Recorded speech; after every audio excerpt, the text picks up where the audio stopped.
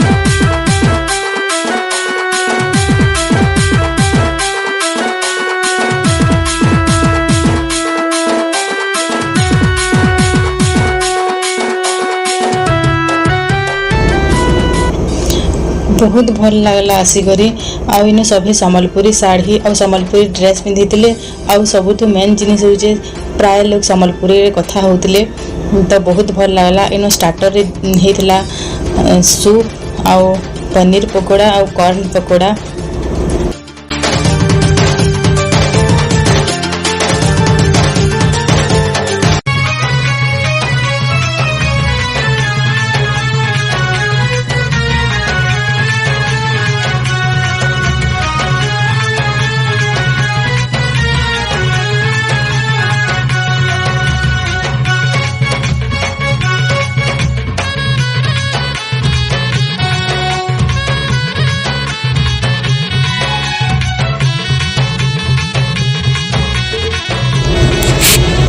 आउ लंच रे हेतला salad chips भात दाल मिक्स तरकारी पनीर तरकारी